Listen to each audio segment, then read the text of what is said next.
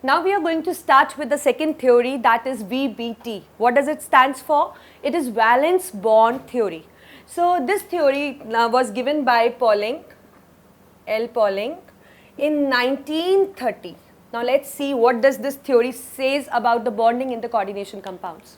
So this theory actually, like before I just read out the points given by it, I just want to tell you in a brief that what actually the Pauling want to say in this theory.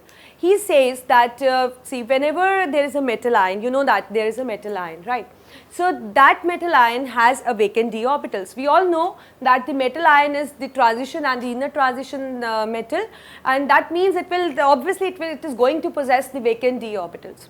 So because the necessary condition is that the metal should possess the vacant d orbital, right? And then we have the ligand approaching the metal ion, and like when the ligand approach, the metal ion, you can say that make available vacant d orbital to the ligands. Again we have the metal ion with vacant d orbital, and whenever the ligand approach, it makes available those vacant d orbital to the ligands, right? And number of vacant orbital obviously indicates the coordination number. We have already done that. That number of vacant orbital is just indicated by the coordination number.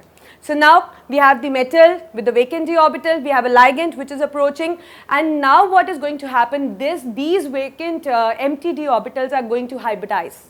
They are just going to hybridize, and as a result we will get a complex. So this is what the Pauling actually wants to tell you in this theory. Now what happens, like whenever the ligand approach, it has the vacant d orbital. Now the vacant d orbital are going to hybridize, and you know that on what factor the hybridization depends actually. It depends that what kind of orbitals the metal ion is just making available to the ligands. So it may happen that it make available its S, P and outer D d orbital, and it may happen that it makes available the penultimate, that is n minus 1 d and S and P. So according to that, the complex which is formed is classified into the inner orbital complex and the outer orbital complex. What is the difference? The difference is just that in inner orbital complex, it is making the vacant orbital which it is making available to the ligand is the penultimate one, and the outer orbital it is making like the d orbital which is available to the ligand is the outer one. I will just tell you with an example, then we will just look for the points. See, if in case I tell you that this is my d orbital, right, 1, 2, 3, 4, 5, we know that in d subshell there are 5 orbitals. So I am just making 5. This is my S and this is my P. Right. So if in this case we observe that somehow if d orbital is completely filled, it is completely filled. So whenever the ligand will approach, so obviously it cannot make a vacant d orbital, the inner one. It cannot make available this inner d orbital available to the ligands. But here, like for example, I'll take this 3d, I'll take this 4s, I'll take this 4p, and I'll make one more orbital, that is 4d. Right. So if this 3d orbital is completely filled, so that is clear that it cannot make these orbitals available to the ligands. So in that case, which orbitals it will make available to the ligands? Obviously the outer one, that is this S, this P and this D.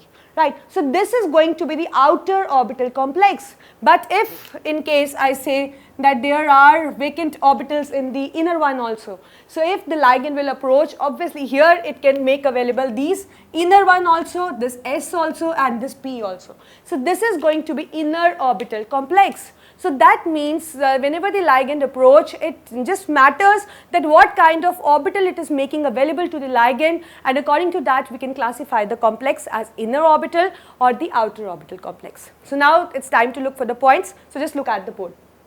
So what does this valence bond theory states?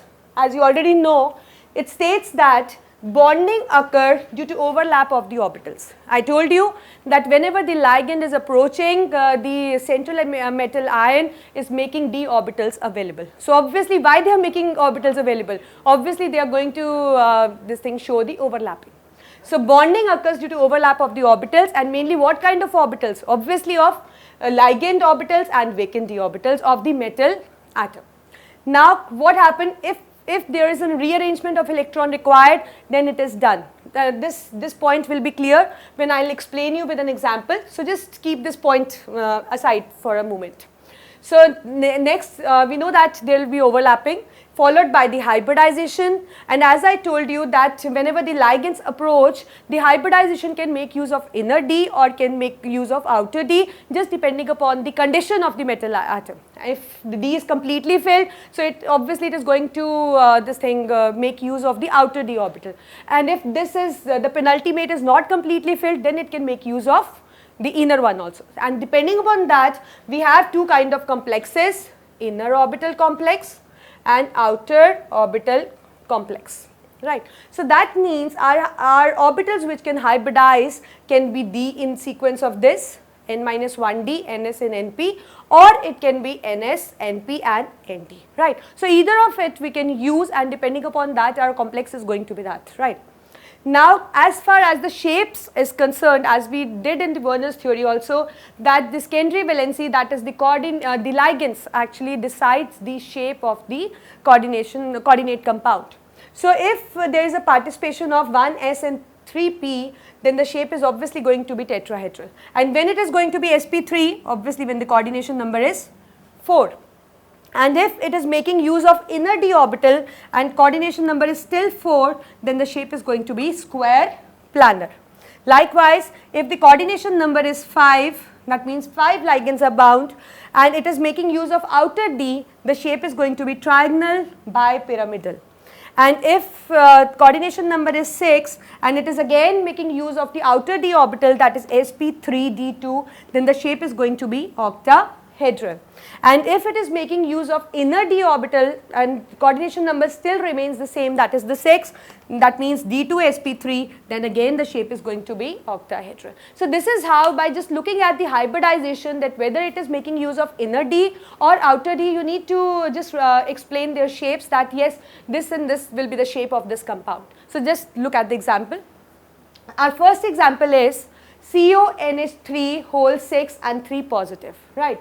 So in this case, the oxidation state for the cobalt is 3 positive. Oxidation state for the cobalt is 3 positive. So let's write the electronic configuration from the central metal atom, that is for the cobalt. So when I write the configuration, obviously it is going to be argon 18, 3d first we fill 4s. So it will be 18, 19, 20 and 7 are left. So configuration is argon 18, 3d7, 4s2, right. So here I need to make 3 positive because its oxidation number is 3 positive. So that means I need to remove 3 electrons. So let us remove. So obviously I will be removing from this 4s and 1 from the 3d. So what I have left with? I have left with argon 18 and 3d6. So now let us make the orbitals for the better understanding. So I have my this d orbital, this is my 3d, I have my 4s and then I followed by my 4p. Now how many electrons are present in 6, in d is 6. So let us fill it 1, 2, 3, 4, 5 and 6. As you must be familiar with the Hund's rule of maximum multiplicity, that the pairing won't take place until and unless each orbital is singly filled. So that rule of the atomic structure I have used here. So this is my configuration. So now I need to link 6 ligands. So that means I need to offer how many vacant orbitals? Obviously 6 orbitals we need to make available. So and now due to experimental studies, we have known that this compound is diamagnetic. Diamagnetic means there is no unpaired electrons. So that means here in this case I can see unpaired electrons. So that means in order to make it diamagnetic, I just have to pair them up. So let us pair them. So it is again d orbital. It's already paired. This I have paired, and after pairing I get this kind of thing. Right. Now I have to make available 6 vacant orbitals to the ligands. So let us count how many vacant orbitals are there which we can make available to the ligands. So it is 1, 2, 3, 4, 5 and 6. So what orbitals it is using actually? It is using D2, 1s and 3 for P. So obviously the hybridization is going to be D2sp3. So now here the ligands will just accommodate their lone pair and they will just get linked up, and this is my hybridization, that is D2sp3. So as you have seen here, what is the coordination number? You can easily count by just adding them. So it is 3, 4, 5, 6. Obviously the coordination number is 6, and as you can see there are 6 neutral ammonia molecules here. So this is being satisfied, that means our secondary valency is satisfied. Now as far as the shape is concerned, so we know that for D2sp3 we have shape octahedral. So obviously they will arrange in a octahedral manner. Now after doing that, it's time to just decide that whether it is an inner orbital complex or the outer orbital complex. So just look at the board, what kind of d orbital it has used actually. Is it has used the inner d orbital, that is the penultimate one, or the outer one? Obviously it has used the penultimate one. So that means it is going to be inner orbital complex, and they are actually low spin complex. As you can see that the spins, these electrons are actually paired up. So it is low spin complex, or you can say paired spin complex. And likewise if we let us do a second example, it will be clear. So it is cobalt F6. So now again if we write for the configuration for the cobalt, obviously it is going to be the same, argon 18 3d7 4s2. Here the oxidation number is again plus 3. So what do I get? I get this thing, argon 18 3d6. So let's see for this what happens actually. So we have this configuration now. Now as far as its magnetic character is concerned, so by experimental studies we have known that it is actually paramagnetic. That means it possesses the unpaired electrons. So when you come to know that it is a paramagnetic, then just don't rearrange the electrons, don't pair them up, just this thing, keep them as they are present. So it is this. Now we want to link 6 fluorine, we want to link 6 fluorine. So as you can see we have not paired any electrons, so 3d orbital is it cannot make available this vacant d orbital. So what we are left with in that case? Obviously we are left with 4s, 4p and 4d. These are the orbitals which it has to you can say make available to the ligands. So let us count the 6 orbitals starting from the vacant one. It is 1, 2, 3, 4, 5 and 6. So these 6 will be accommodating the fluorine now in order to form a complex.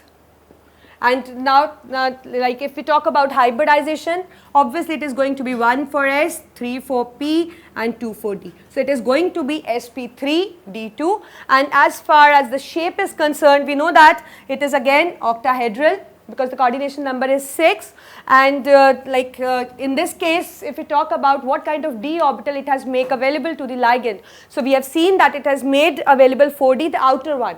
So obviously it is going to be the outer complex, it is going to be the outer coordination complex, and it is also called as high spin complex because it has number of unpaired electrons in it. So this is how you are going to perform the questions depending upon the valence bond theory. So just keep in mind when you are doing it that it needs the overlapping of the ligand orbital and with the the metal atom orbital. And second is that do the rearrangement if required. If not required, do not disturb the electrons, let them present as they are. Third, you need to perform the hybridization, and hybridization can be depending upon what kind of orbitals you are using. It can be an inner orbital complex or it can be outer orbital complex, low spin or high spin. And moreover, one more thing, you need to focus on the magnetic character, because as you have seen in this example, when I took my whole question was just dependent upon this diamagnetic and the paramagnetic one, because if I do not take this into consideration, then I won't pair them up. And in this case, I just left them like this. So you need to be well versed that what kind of magnetic character it possesses actually, because after that only you are just going to perform the bonding in the coordination compound. So this is how the Pauling actually tried to explain the bonding in the coordination compound by giving the valence bond theory.